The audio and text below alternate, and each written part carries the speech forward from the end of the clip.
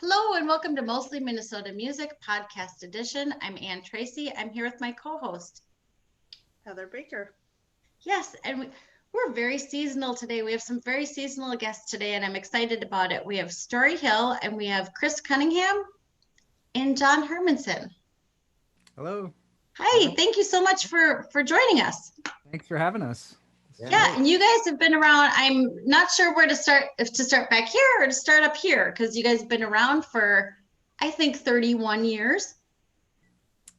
Yeah, that I guess that marks the release of our first cassette tape. Okay. But yeah, and prior to that, we had a cassette tape prior to that we don't let anyone hear. So it was just it was our first experiments in music and stuff that we did maybe when we were what, Chris, juniors? Yeah, 16, In high 17. school. Yeah. But yeah, we started playing music in around sophomore year, I guess, of high school together. Okay. I have to say that's just a part of me. There's a librarian part of me that says challenge accepted. I'm going to find that cassette. Find Yeah, it. Let us know because we can't find yeah, it ourselves. it's buried somewhere. So that's, and then you celebrated 30 years last summer.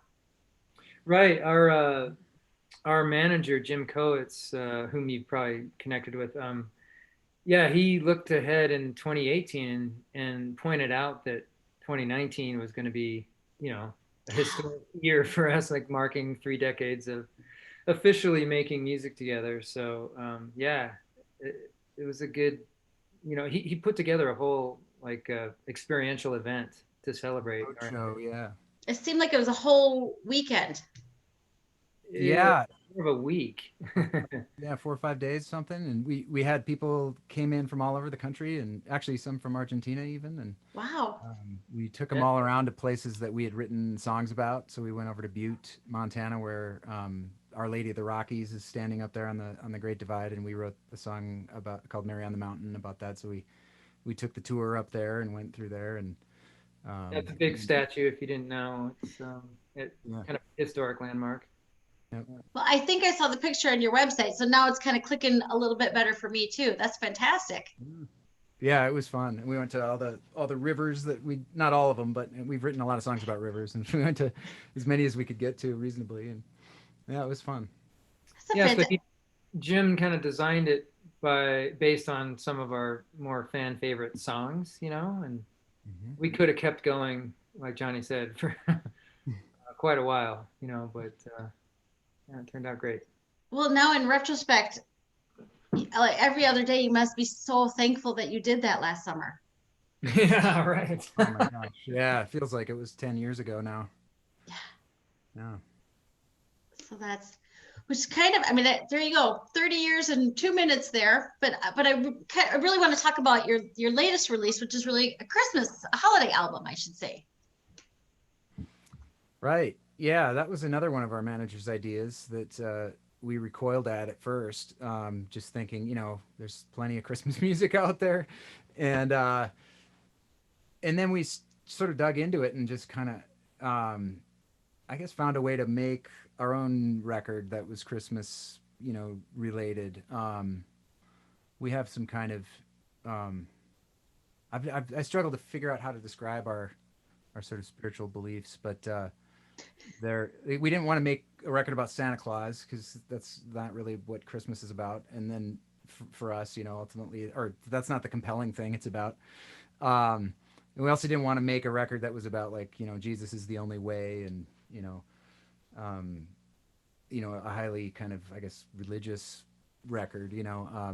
And so we kind of went back to the Christmas story, and then also further back to sort of the Old Testament, sort of talking about the coming of the Messiah, and um, certain passages that have been interpreted by the Christian Church anyway as sort of predicting the coming of Jesus. Of course, that's not necessarily the case when you look at that stuff. They may have been speaking about Moses a lot of the time when they say that, speaking of a child and stuff. So it's a lot more interesting than I think um, a lot of the um, yeah, we wanted it to have depth, I guess. You know, we wanted it to be not just about Jesus, but about what Jesus sort of said every time he opened his mouth, which was, you know, help the refugee, help the poor. Um, and yeah, and also it ended up being, I guess, in this year, it was just, it felt like the right message. I mean, there's just so many texts in the scriptures about, um, you know, just the struggling and going through hard times and stuff, and especially in Isaiah, which we took a lot of the text from, um, how to handle hard times. I guess, you know, when Isaiah was written, it was the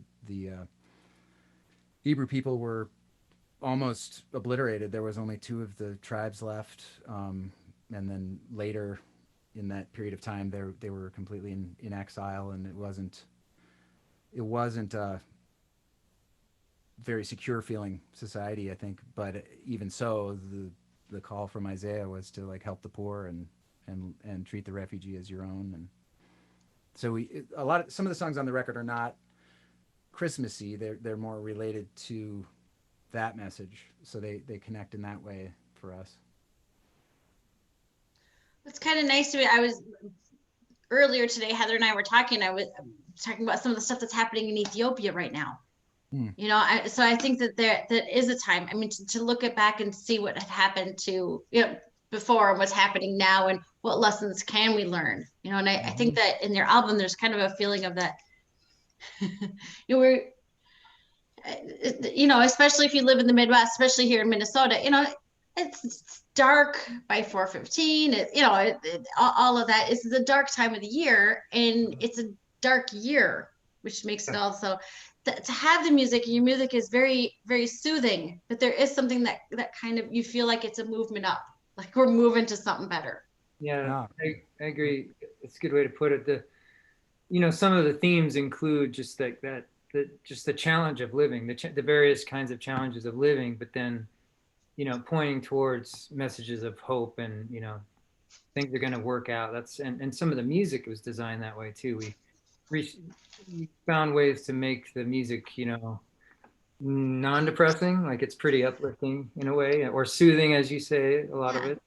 But yeah, but then in that lyrical content, you know, can be some of these messages of, you know, wow, these are actually kind of tough times, and here's some metaphor or some story that we're all fairly familiar with, you know, the Christian story and the plight and stuff. So it's sort of sequenced as a journey towards, I don't know, you might say light. Yeah.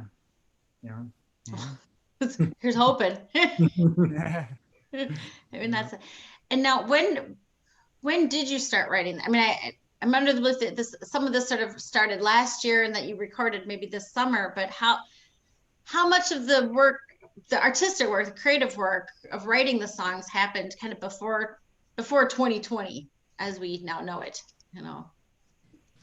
Well, we interestingly, some of the songs, there's maybe three, well, I guess maybe 4 or 5 of them were written a while ago, maybe as much as like 5 or 6 years ago. Oh, And, you know, just didn't really have a home, and didn't sort of present themselves as something that wanted to get out there until we couldn't find enough Christmas hymns that we liked, you know, theologically or, you know, thematically, or melodically.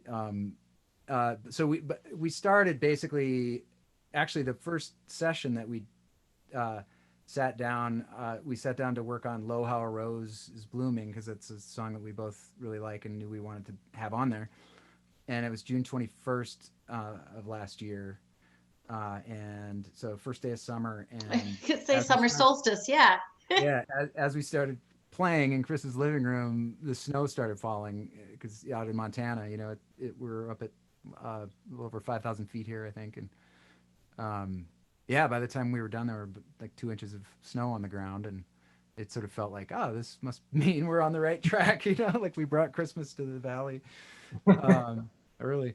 But then we, yeah, we thought back then. I think we thought we would try to release it by Christmas, but then we got this idea to make a record of our old stuff, the songs that we hadn't played as much live, and songs that we were sort of newly discovering from our early records. And so we did that, and that's a record called Where to Begin that came out last year. Mm-hmm. Yeah, we were rehearsing for the previously mentioned 30-year road show, and during those rehearsals, trying to get those old songs, kind of into our bodies again, our 40 plus year old bodies, we just started to enjoy it. They took on new lives, some of those songs. So we were like, well, why don't we hit that studio that we actually did our first recording in 30 years ago and just kind of make a story out of it. Yeah, so we kind of shifted gears after we'd been working on it for a little bit, and then came back to it this year and fleshed it out. And I know that I'm shifting gears a little bit, but yeah, what is that like to come back after kind of you all have played together for many, many years, but they haven't necessarily been contiguous years. I mean, I think it seems like you had breaks playing with each other for a while, how long does it take to kind of snap back to it? And are there songs that you loved doing 30 years ago that you think, I prefer doing this one now? Those are kind of related questions, I guess. The second one,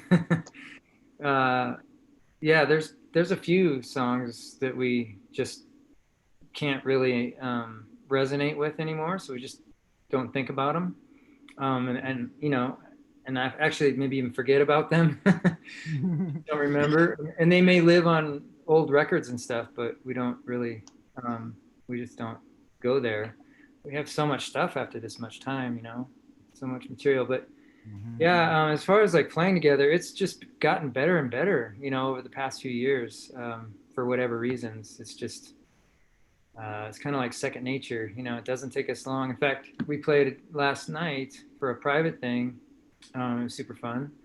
And I don't think we warmed up or practiced at all. We just started playing, and, it's been a little while. Right. Yeah, some of them are just kind of in your body, and we always talk about that songs being in our body because it's just like this physical memory, and others take a long time to sort of physically remember, or get your, because one thing that happens is we've changed our techniques over the years, and there are certain techniques that sort of make other techniques that you used to rely on more difficult to play or remember how to play. So that can be a bit challenging, but it's yeah, I think for the most part, the songs that we choose to play live are songs that we've got kind of, not that we could do them in our sleep, but it's a fun experience because it's like, oh yeah, it goes here. It's like you sort of follow your body, try to get out of your head and listen instead of, put it out. Just like you become a listener as well, and sort of hear it fresh after if you haven't played it for a while, and that can be a really great experience. Yeah, and one kind of convenient thing too is because we have a lot of recordings, even if during those times when Johnny's back in Minnesota and I'm here, we're 1,000 miles apart, we can prepare before getting together by listening and playing along and like remembering our parts too, like with when I was getting ready to rehearse for Bethlehem, I found myself turning one of the speakers off, the one where I'm on the right, so that way I could just listen to Johnny and he's playing his parts, and I could kind of like remember and relearn my parts. That's a funny way to think about doing it. So you are all right, Johnny, are you in Minnesota now? Are you in? Yep. Yeah, I'm in St. Paul. Yep. Oh, well, you're probably closest to me then. Not right now, if that's what you meant. Right now I'm in Bozeman, but. Well, the reason I was going to ask is if you are going to be playing later tonight and you played yesterday, do you play together remotely? We do. but we have to be in the same place. We have to be in this. So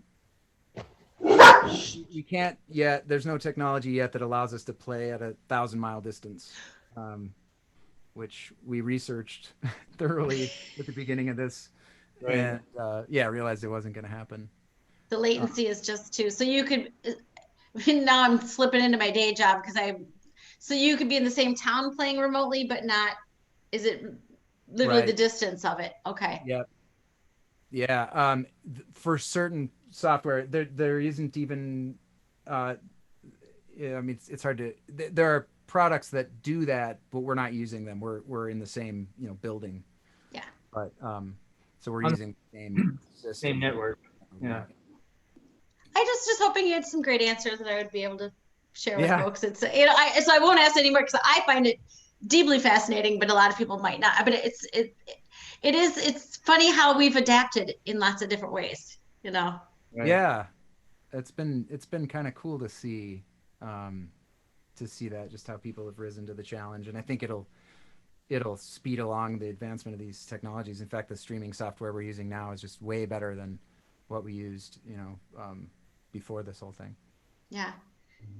And you guys have sort of 30 years worth of fans. Have you been able to bring them along too? Are they with you? Do you do things differently with them now? Yeah, we struggled with the way forward at first, but we kind of ended up landing on Patreon, which, if for those that don't know, it's this platform that allows people to basically become patrons and pay a sort of subscription fee that they decide, how much that is, and then we offer content, and we've been doing some a cappella app videos where Chris will record something and then I'll put my part on it, and vice versa. And we did a couple actually with my sisters who've been on our records before, and so they one's in Seattle and one's in Boise, and they put their cello and violin parts on there, and that's been kind of frustrating technologically, but but kind of fun at the end, to have the thing, and I think it's really wild to see our peers too, our other songwriter friends, trying to figure out, like, everybody's kind of doing it differently, and it's really cool to see, them step up and invent new ways of presenting themselves. And I think everybody's probably looking forward to the day when there's not this barrier of technology between us, but in the meantime, we'll do what we can. So. Well, it's the tools like Patreon that I think make it possible I always encourage people to follow people on Patreon, because if we want to see you play next year, we probably Right. want to support you playing this year. Yeah. I think that's true across the board. So Yeah. Thank you for doing that. yeah, nice. Well, it sounds like you're giving people a unique opportunity to, see how the sausage is made, to kind of, if you're layering things for people to see, which is fun. It's fun when you're the audience. I can see sometimes it's as an artist, that's a little scary, because you don't always want to see how the sausage is made. It's, Yeah. You don't always want to share that. Yeah. yeah. But Yeah, it's fun. there's a lot of work that goes into, the kind of the prep and behind the scenes work that goes into this, this effort to make music and then present it. Like Johnny was hinting at, the a cappella videos, for example. You end up spending like a week just to get a 3-minute video made, Yeah, you get it all set up and it sounds great, and you finally got all the technology figured out, and then the neighbors next door want to have a sort of hide and seek game or whatever, and the dog won't stop barking or whatever. Yeah, it can be frustrating, but that's why when it works, it's like, oh, it worked, Yeah, and it's also been kind of cool to see, like in our case, our Patreon members just really appreciate it, and some of them are out of country or just all across the U.S. and they want to know that we're, doing stuff, and it just seems to, just make them feel good to have some fresh content. of whatever sort. That's not the only thing we do. We do a lot of blogging and just photos and other kinds of music videos. So and and we've released some archives, like where I've restored previous stuff from our high school years on cassette tape and digitized it, and just whatever we can think of, really. That's great. That's well, and there's a charm to being able to hear the hide and go seek next door in the same way. One of the fun things about seeing a show live is you never know what's going to happen. Right. Yeah. It's just unfortunate that it takes you 3 weeks to get to a point. It's not as spontaneous for you folks as it is, but it's fun when something goes wrong, for the audience member. Yeah, well, that just reminded me of an experience we had in Seattle a number of years back when the power went out. We were playing in this tavern, and there were like 200-300 people in there. We're on stage and lights are on, sound's on, and we're in the middle of a song, and power went out all across the area. But we didn't stop playing. We didn't even miss a beat. It's like, well, I mean, why stop? Let's just keep going. So we kept rolling, and it was cool because like there was this little murmur in the audience, and no one got up and left. In fact, the bartenders came and brought trays of candles out so we could continue. That's yeah. See, and everybody in the room remembers that twice as much as they would have otherwise. Yeah. Exactly. Yeah. There's something about it. There's something about that. So it's fun to hear about, and fun to hear about how you're making it work now. And then again, that kind of brings us to that album, because you've got a live stream coming up December 18th. No, 12th. Oh, 12th, the 12th. I'm looking, I'm like, nope, you got that one wrong, Ann, on the 12th. Yeah, easy to remember, 12/12. Oh. Yeah. Saturday. Yeah, that's it's sort of like taking the place of what would have been a CD release party or many CD release parties around the country in normal times. And so we're going to do like, the record, parts of the record, and then we'll do, our old stuff as well, and make that into a bigger kind of show. And how do you decide what songs to play for something like, because I imagine you'll have a big group. As I said, if you've got 30 years worth of followers, it's tough. It's hard to figure out what not to play, because you want to play, there's kind of like a lot of different eras and stuff that you want to play from, and like it takes a while to write that set list, and it's always like, I wish we could play these 3 ones, but they're too much like, we have too many slow songs or whatever it is, that that's those. It's funny to hear. I think the last time I saw the Replacements, and my brother can tell you every song they didn't play. Yeah. Especially because they played more of mine than his, so that is right. And when did you see them last? That would have been the last time they played. So 8 years ago, 10 years ago, when they played at the old Saints Stadium. Yeah. Yeah. Awesome. Yeah.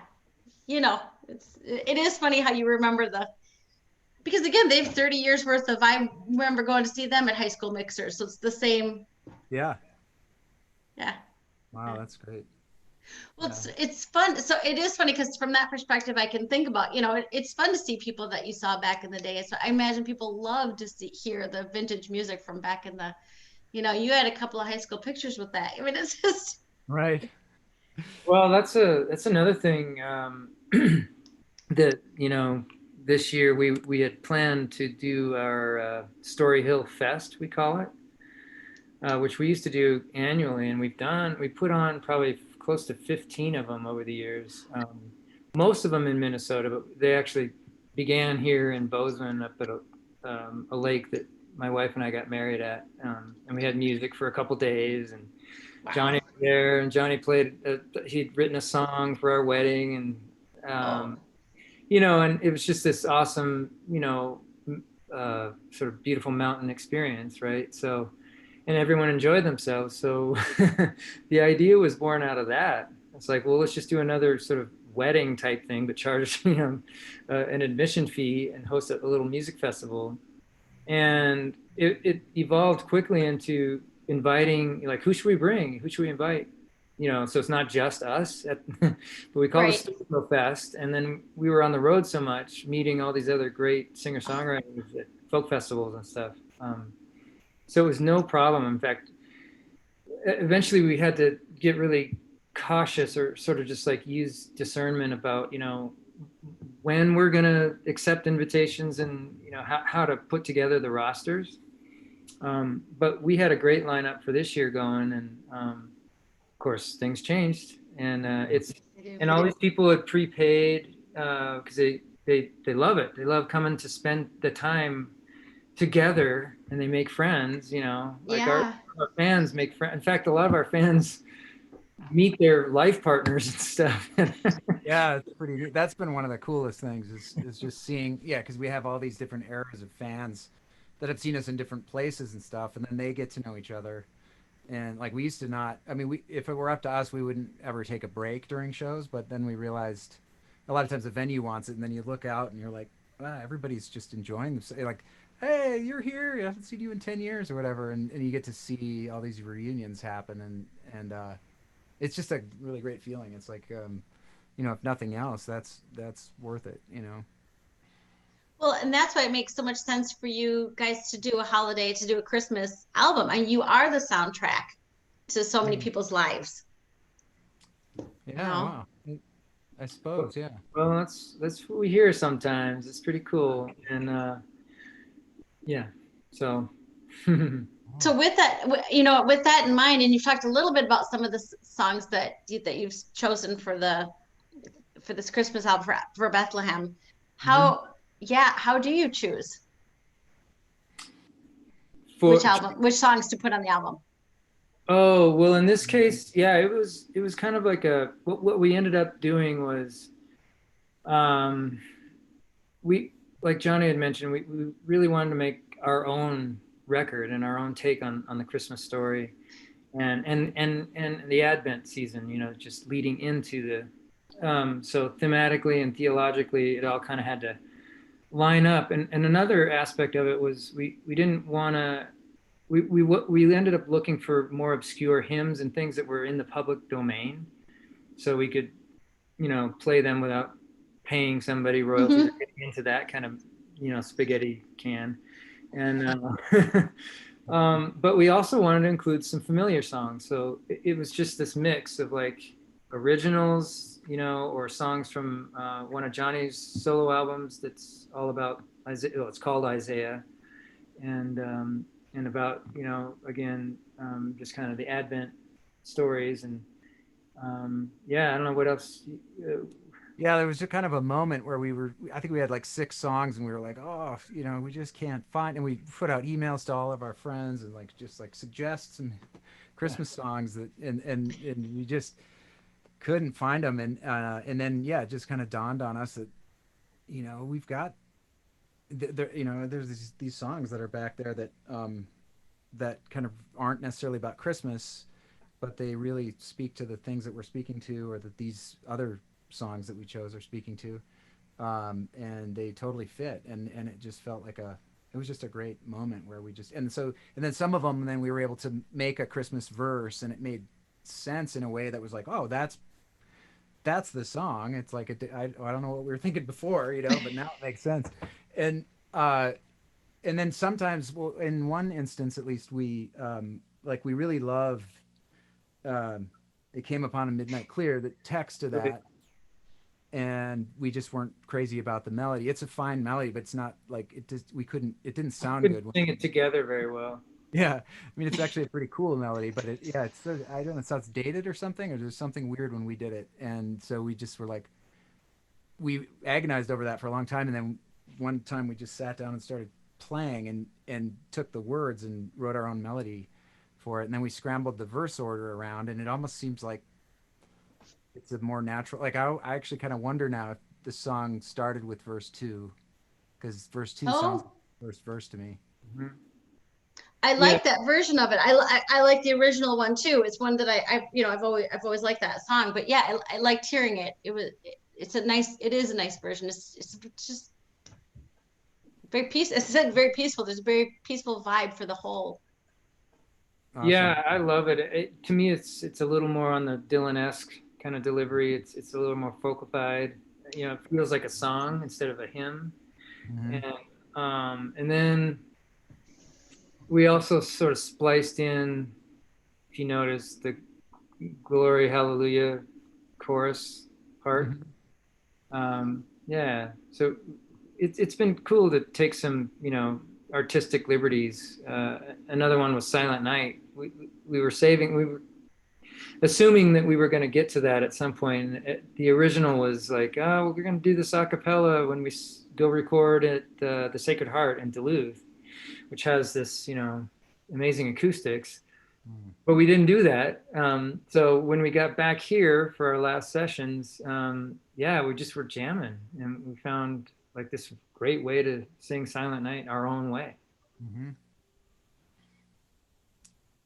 It's fun. I mean, it sounds like such a challenge, but it sounds like it was a natural challenge. Like it was, wasn't the things just kind of fell into the mood that you wanted them to with the pre-research. I say it just happened. It didn't obviously just happen, but Yeah. it's Yeah, I mean, in retrospect, it does feel that way, but it definitely was frustrating. I mean, there were times we were like, I don't know, maybe it's an EP, or like we did not want to just put songs on there to fill it out. We wanted it to hang together and have a message, and especially during what we're going through, we just wanted it to be relatable and kind of real, and not some sort of fa la la kind of happy Christmas, or yeah. I mean, but at the same time, we wanted it to have that hopeful kind of message ultimately. It's kind of hopeful for grown-ups. I mean, there's a time and a place for, I certainly have done my time with Santa Claus is coming to town. Yeah. I'm we're a little beyond it in my household, and we're not yet to doing it the next time around, but it's Right. we've all, and that's great. It's but there are a whole lot of us who don't. It's going to be a different Christmas, especially for people who don't have little ones around to sing, Right. Right. to say this is and I think a lot of people will enjoy the soundtrack to fit the time. Well, yeah, I hope so. It's yeah, that was the intent, I guess, uh yeah, to kind of help a little bit in our own way, as musicians, like give what we can to the struggle, Yeah, yeah, Well, I think it respects the somber nature of the day, but offers some hope. Mm-hmm. for sure. It's good So to hear. that's, Yeah. yeah. So it's great. I mean, I think it's great. I think it's so, and it came out just after Thanksgiving, November 27th. So you've got people who are listening to it. You've got, as I said, the live stream release party online festival is December 12th. But I'll ask you to tell folks, how can people find you? How can people find this online? The best place is probably storyhill.com. Um, that's where we kind of have everything located, and then but it's available on iTunes and Bandcamp, and where else, Chris? Is there Every digital platform. Spotify and all that? Yeah. Yeah, Nice. Yeah. Spotify. Yeah. Yeah. Every artist, yeah. Yeah. Oh, yeah, we're everywhere. Everywhere. Well, that's good. Well, as I said, I've enjoyed listening to it, and I think it hits just the right note for this year. Oh, thank you so much. Yeah. Yeah. It's I think that it really does. It's good for, like, we're getting ready to do our live stream, nightly now, starting this evening, and it's just great because, for us to, as musicians, for me, I'll just say, to be able to just kind of meditate and sink into the music, and not put on a show, so to speak, and banter and stuff, but just to be in the music throughout the album. It's just, it feels so good, and then you just end up feeling like, I don't know, just better afterwards. Yeah. Mhm. Plus, a lot of the tunes are really fun to play. Yeah. Yeah. Oh, Sounds like a fun challenge well met. yeah. Yeah, That's where we're at. that's good. So, yeah. Thanks for your time on this. Well, thank you very much. Yeah, as I said, I know you guys have got a stream coming up, so I'm trying to be respectful of that too. And and let people know where they can. To is the answer to follow you, to support you on Patreon, to access the stream, the regular streams that you guys are doing. Oh yeah. Great. There is a button there they can click that will take them to our homepage, which does have the Patreon info and the record info. But you could also go to patreon.com/StoryHill and sign up there. And that's where they'll be able to access the regular streams too. That's where the Patreon is located, and there is going to be a way to. There are sort of like benefits that the patrons get. They get like half off stuff, but it gets so confusing. But Crowdcast is where we're actually broadcasting the stream. nightly live streams. Yeah, but then Okay. that can be sent elsewhere too. But it'll always be on Crowdcast. Okay. So on Crowdcast, Johnny, just to clarify, would somebody enter in StoryHill and get it, or is it? Maybe. So I've been doing I have an Isaiah record that in some ways is kind of a prequel, to this thematically, just ended up being that way. And I've been doing a live stream during Advent with that. And so we're continuing at that. Nice. And so it's sort of a combo live stream, Isaiah and Bethlehem starting tonight. And so if you put in Isaiah, John Hermanson, StoryHill, Bethlehem, something like that would get you there. They'll be able to find it, but you don't have to be a patron Right. to access it. No. Yeah, Right. you just have to go and register, and it's free, and we're just asking for donations and tips, kind of thing. Nice. Okay, we'll get that all in the link now that I understand. So that's good. That's good. Yeah, and spread the word to whoever you want. Yeah. Yeah. People could use. Mhm. These nights are getting longer. I used to love that. we we just decided that we were going to do this week's worth of pre-shows leading up to our big ticketed event, and kind of distinguish between the two. So the live streams tonight, all week, it's like Johnny said, it moves from Isaiah into Bethlehem. So Nice. then I'll join him for the Bethlehem album. And then, and that's the meditative style, the non-performance-y show. Then on Saturday, we might switch locations and go to a multi-camera shoot with my living room happens to have like a Christmas tree and, a fireplace and stuff. Yeah. So we'll probably change the scene up a little bit and put on more of our regular show and mix in, the new stuff with our fan favorites too. Their other stuff. That's it. It makes me think of Garrison Keeler, back in the day, Yeah. 30 years ago, he had his morning show, and he had the morning show every morning, and he used to try out material that he would then do for the Prairie Home Companion.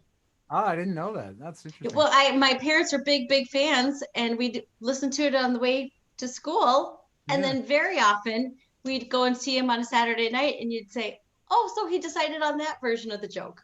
That's great. Yeah, that's a really wise way to go, and that's kind of what we're doing.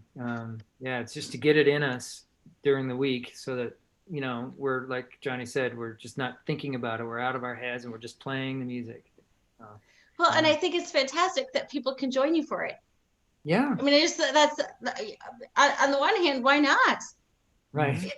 People will enjoy it. And it'll kind of whet the appetite for Saturday. But Yes. it feels like a new way to do it. But again, why? You're making people happy. Yeah. So I hope it sounds good. We've been endeavoring to make our lighting look well, on our cameras and just the whole situation here. Well, And part of it is that if it doesn't, we're watching this. Garrison Keillor wasn't always funny on a Tuesday. He's much funnier on a Saturday, and we love that.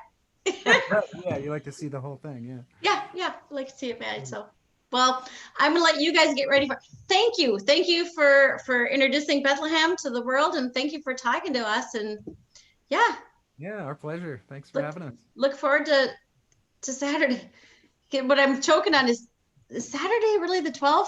Whoa, this slow year is going fast. Well, thank you, Ann and Heather, you guys. Yeah. Thank you. Have a good night. Thanks. Okay. Yep. Okay. Take care. Bye.